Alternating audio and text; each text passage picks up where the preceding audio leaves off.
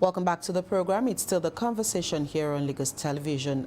Before we took that break, we did say that today we're taking a look at issues around the fuel hike, as well as matters arising, how are Nigerians coping, and what exactly is going on as we speak. We do have in the studio policy communications advisor, and of course together we'll take a look at the conversation today.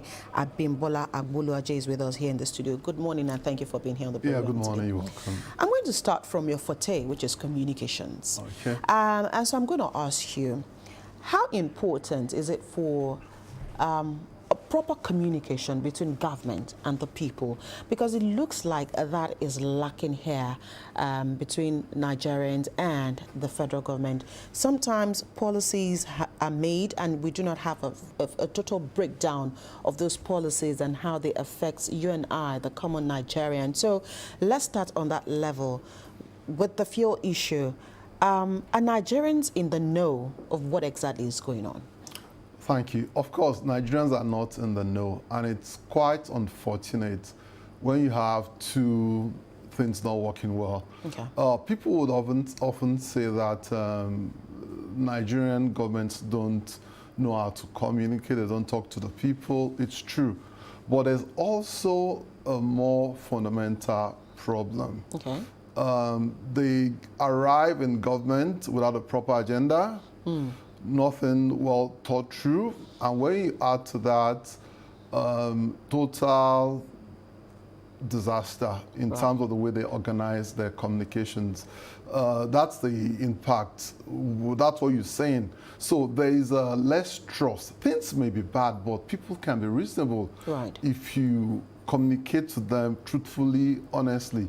Just imagine what the government has been doing for like 6 months now.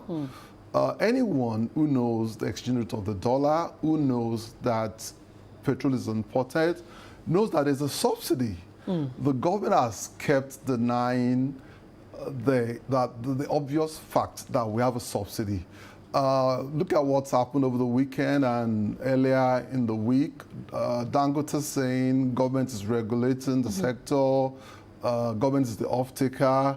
The government saying we're not regulating. The statement they issued over the weekend, you need like 4 PhDs in economics to decode it. What's the government? What's the NNPC saying here? Is the subsidy gone? We are suggesting you buy from Dangote only if Dangote's price is cheaper than the pump price, which is a subsidized price. How is that possible? It's a mess, and the government is not doing itself any favor. The commercial director, or is it the finance director of the NNPC, coming out to say, oh, we're not subsidizing, we are covering the shortfall. If you have a committee in a secondary school to manage something, that will be a shocking level of incompetence. And I don't know, it's just, you know, people arguing at our pro-reform, they put you in a very bad light. You believe in what they want to do, but they're just messing it up. I'm going to take you back to what you said while starting, and you did say that the second problem is sometimes political office holders do come in without an iota of what to do about governance. And when Mr. President, of course, during his inauguration said subsidy is gone, a lot of Nigerians figured that it probably had the wand, the magic wand to fix that problem, and that was why he made that pronouncement or that declaration. But since that, since May 2023 up till today, if we take a look at the number of times that there has been adjustment in the pump price of petrol, it's been over 6 times, and we're not sure where this is the last time that we're hearing about that. So is it a case of the oil and gas industry generally being overwhelming, or a situation where, again, issues around the truths not being properly unraveled here, that is the problem? Yeah, let me go back to something I said, trust. The government can, well, we all accept, I accept, they didn't plan the removal of subsidy very well. There are manuals you can get for free on the internet. Our subsidy has been removed in Indonesia, in Malaysia, and other countries. What you normally do, it's a painful thing to do. What you normally do is to have a plan to deliver palliatives that you'd have thought of carefully, the cost, are you going to deliver, are you going to, ensure it against corruption and all that. That's what you put forward and you negotiate with labor and all stakeholders. Okay. So, everyone is fully on board, they know what you want to do. They didn't do that. So they've now made it worse by schoolboy lies, saying that there's no subsidy. So again, you're putting it out there that you feel that irrespective of what Mr. President said, there is still subsidy somewhere, because this can't be done without subsidy. It's very, very clear. We know what the price of petrol in New York, for instance, per liter is roughly $1. And so that's, how much is $1 in Nigeria in Naira? What's the exchange rate? At the moment is about 1,006. Exactly. So how can petrol be sold for 600 or 800 in Nigeria? It is the global forces that actually declare or decide the pricing of petrol. That's what we've been made to hear. So it is not necessarily. So if you're comparing 1,006 or 1,650 to what we're buying now. Well, sorry, the price in New York has taxes. What they do is not to give the petrol as a subsidy, but even tax it to spend in other areas of the economy. So if you're buying in New York, you're buying and then you're paying taxes as well. Yeah, so let's assume the global price is 90 cents or 85. That's around 1,002. So who's paying the difference? So they just make something difficult, a lot more difficult by telling schoolboy lies. Okay. Because when you're lying to people, you are destroying trust. Yeah. You could explain to people, sorry, we took the subsidy off. We thought it's gone. Well, we may have planned it better. We liberalized the foreign exchange rate. Well, it's what it is. It's the rate didn't pan out as we planned, and that's why we have a subsidy. And this is what we are doing. Okay. To elevate the exactly. So we can discuss, what's to be done. But someone wakes up and lies to you every day. They're destroying trust. So for you, do you think that there's a need for the federal government to backtrack and probably also find a way to communicate to Nigerians where exactly we are, and then probably also take back the pronouncement about subsidies gone? What do you mean take back? I mean, just let Nigerians know that, all right, maybe that was done in error, and then we cannot take it away fully at the moment. It has to be a gradual process. Well, exactly. And there's a way you communicate and admit your error that shows you're not incompetent. Some things were just out of your control. Okay. And it's not too hard if they want to do it properly. Subsidy will kill Nigeria. It's killing Nigeria. It's unaffordable. Okay. And, over the last 40 years, when we've had subsidy, what have Nigerians gained? Okay.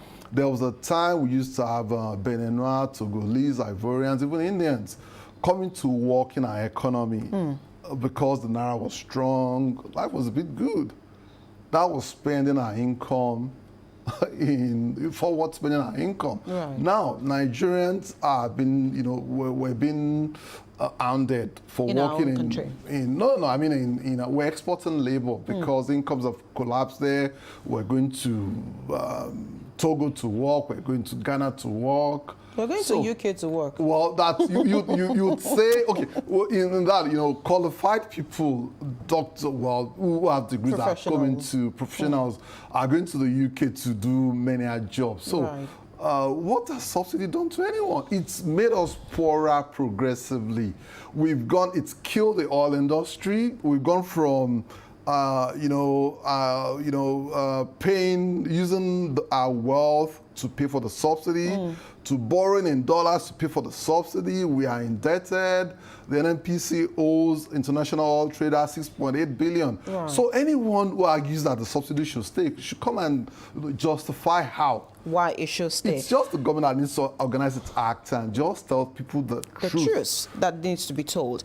I mean, we've said it here that the truth needs to be laid bare. But again, we do not, at the moment, if we take a look at our refining capacity, I'm not sure we can lay hold on, because as we speak, none of our refineries are performing optimally. And yes. NNPC has from time to time told us this refinery will come to play this month, and they keep pushing, keep postponing. And now we're dependent on the Dangote refinery, which is a privately owned refinery. What exactly does our refining capacity, is there a role it will play here that we're not even sure what it is we are serious about in the oil and gas sector? We already have a solution, and that solution is called Dangote Refinery. Okay. What we should take out of the way so that solution can work is our love for things that do not work. Subsidy. You said the refineries are not working. After years and years of multi-million, multi-dollar, multi-billion naira turnaround maintenance, we tend to ask for what's not working, what's not possible. And it's not only people in government that should own up and say we've been making a mistake, we're all responsible for this. Even the labor unions, the journalists, the columnists, the newspapers, we've been asking for what will ruin us, which is subsidy. Okay. Someone called Dangote was able to raise money and build a refinery that's working, providing for that's world class. Right. He's been able to build a power plant of 1,500 megawatts, adding more if we were to take it to the grid than we've not been able to do in 11 years. That tells you something. If government gets out of the way and if we transit from this idea that things can be free, subsidy can be given, and let the private sector and prices that provide incentives for investment start to work in the sector, things will be okay. Okay. Dangote Refinery is ready to start supplying. It's a world-class refinery. Right. What the problem seems to be is the government doesn't want to own up that subsidy is gone. Mr. Dangote, you've done a good job building the refinery. Start supplying the market. We don't tend to focus on the loss, the uncertainty. An investor looking at you will feel as still a joke. Something has failed for 40 years, and they're still trying to hold on to it. People are spending hundreds of hours in petrol queues. The impression it gives about your country that you can't do simple things. Right. So we have a solution. We should let it work. Abimbola, as we speak, from what is on ground, as at this morning, of course, we still heard the news that there's a possibility that the marketers could start sourcing for their product outside the shores of Nigeria again, because according to them, Dangote might, come with a higher price than what they can afford. And one would have thought that why not buy from a local refinery? Can you make sense out of what exactly is playing out here? Honestly, that's so ridiculous. I don't think anyone will say that. Because when Dangote sells to you, the price of transporting fuel, it's not significant. But at least to take that off compared to what you buy, the price you pay when you buy in Singapore or in India. Right. But why are they being adamant here that they will source for the product anyway it is cheaper for them? That's the independent marketers. It's the NNPC and the government causing this confusion. Right. Once the government says it's a private sector, it's deregulated. Which they have said. But they're saying that and causing the confusion by reference to buy from Dangote only if Dangote's price is lower than the pump price. That's a fake price. If you go all over Nigeria today, you buy for 1,214. So which? But Dangote is a businessman himself. Shouldn't he be the one that should determine how much he should be selling from his own refinery, since it is his business? And so why is he also throwing that at the back of the government, saying only FEC can determine how much we will sell the product? I think it's the government causing problems for Dangote. over like 40 years, Nigerians have gotten used to the fantasy that the government owes them the responsibility to sell them fuel below the price in Ghana, below the price in Sierra Leone, or Gabon. So think of it, Nigerians can be quite boisterous. You don't want to be the person that says, oh, I'm selling you fuel at market price. So I think Dangote is being a bit shy. He's being careful. He doesn't want to take the bull by the horn. He doesn't want to be blamed for selling fuel at double the price to Nigerians. That's the only. That's it's government that should say it's a deregulated market, which they've said often. I mean, yeah, but that's causing confusion by referring. So which they've said many times that it is a free market, and they also said they cannot be the sole off-taker of petroleum or the products from the Dangote refinery, saying the independent marketers can also buy from the Dangote refinery, since it is a free market. But yet, we still have Aliko Dangote saying until the federal government of Nigeria says or gives a price that they're willing to buy the commodity from him. So again, are you still sticking with the fact that it is the federal government that is still causing the confusion? That's what you call mixed messaging. I can be the sole off-taker, but Dangote can sell to me if the price is cheaper than the price I'm subsidizing. Are they trying to hoodwink him? It's not making sense. No, they want just to make him a victim of the, just being too afraid to tell, the public what it is. The message should be simple. Congratulations, Nigerians. We have a world-class refinery. Okay. It's producing world-class fuel. It's going to supply the market. Marketers will buy from Dangote, and fuel will be available. As things move on, because it's a deregulated market and we have free prices, there'll be a time when the prices will fluctuate, and come down. Right. But we have a lot to gain by moving to this free market regime. There's a lot of, if you look at India, and it's regarded as an industrialized country, petrochemicals tied to petroleum refining is a major part of being regarded as an industrial country. So that's what we can gain when we allow Dangote to sell, people buy, and everybody moves on. So at the moment, are we being wise, putting all our eggs in this Dangote refinery basket? Because again, so much can the refinery refine every day. And of course, we do have a big appetite in Nigeria. Isn't it also time for the NNPC to also start looking at putting our own refineries as the country in place so that there can be proper, not competition now, but what's the word now, more collaboration between the refineries? Or are we all going to depend on the Dangote refinery? When you try something for 10, 20, 30, 40 years and it's not working, it's better to accept the reality that's not working and just move on. Trying to spend another round of billions of dollars maintaining refineries, people earning fat salaries, managing refineries, it's a waste. Right. It's never going to work. Dangote will not be a monopoly, Dangote refinery, overcharging people.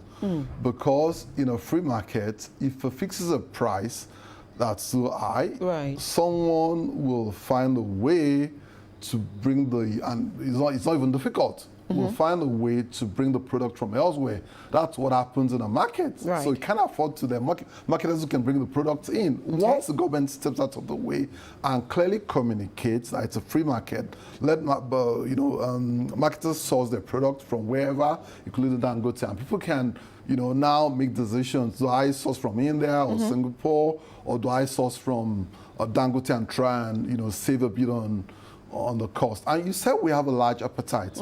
There's for consuming fuel.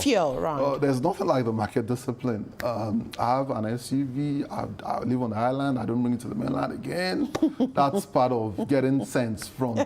We've wasted resources over years. We're a pampered nation. And it's unfortunate because someone gives you, 2 pieces of sweets, but it's taking the whole packet. That's how the NNPC system and government system works. So it's surprising that people keep demanding the system of giving something little from our fictional large resources. Right. But, you know, all the gains of distributing freebies tend to stick in the hands of the people distributing. So what should the NNPC be particular about now? So the other refineries, the two, they should have delivered last year, pushed it to this year again. Do you think this is the time to hands off totally and again privatize these refineries and hands off totally as a government entity, or still find a way to deliver maybe two of those 4 refineries that they're planning to deliver to Nigerians? Well, first things first, Nigerians can enjoy competitive pricing of petroleum, supply security, even if all those refineries are given to someone for free, or if they never existed, because Dangote can supply the market. If you have fears that you know, it could become a monopoly. Other marketers can bring the fuel in. But, well, we spent so much on them and they're still there, national assets. What do we do to them? Privatizing is an option, but I've listened to people even suggest better options. Okay, which is? Just do a management contract with an experienced refiner in the world. They'll take it over for no money, but they'll invest money in improving the performance. Okay. So what they do is the NNPC is not involved in contracts, so it's totally efficient. So you don't have a system where Mr. X, Y, who has been appointed to, you know, on the board of the refinery. This is as an opportunity to make the people who appointed him happy, as you know, start to play big man through contracts. So they give it to someone, it manages, the terms are clear. That's the kind of thing we should be demanding as Nigerians, as journalists, as labor unions. Not things that, you know, will further enrich corrupt people in power.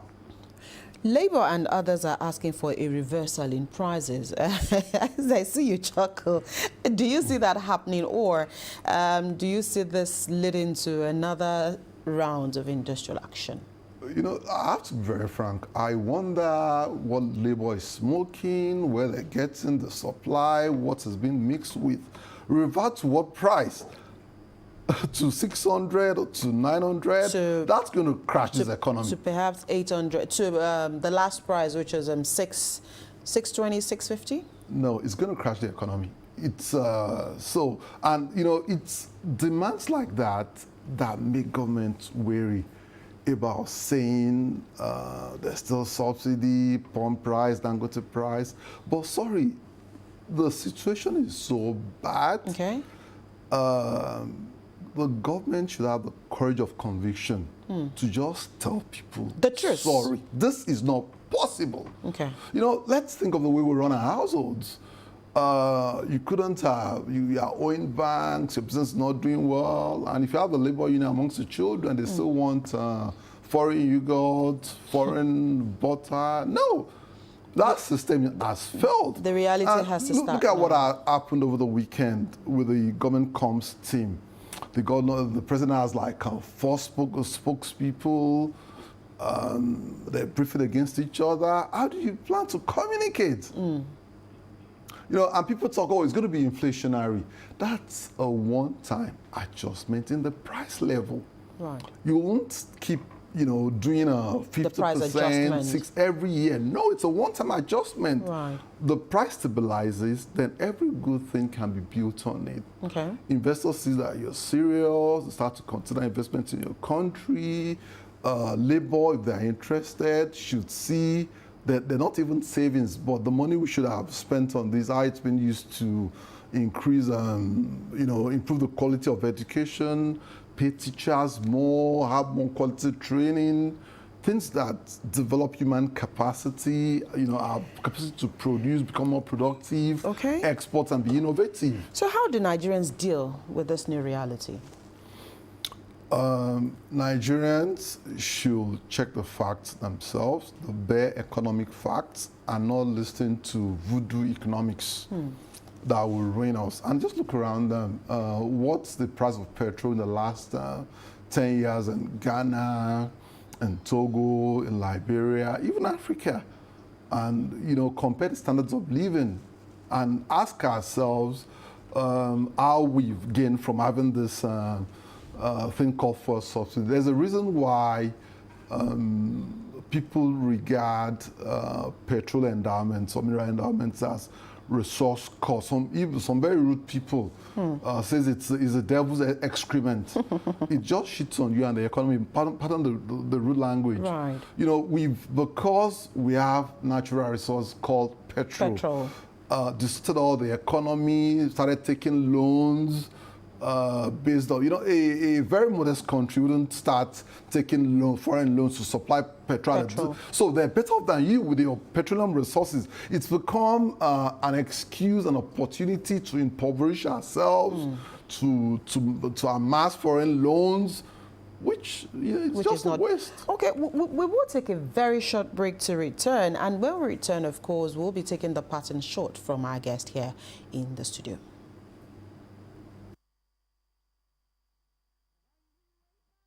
Morning, you wanna start your day, start with Kellogg's,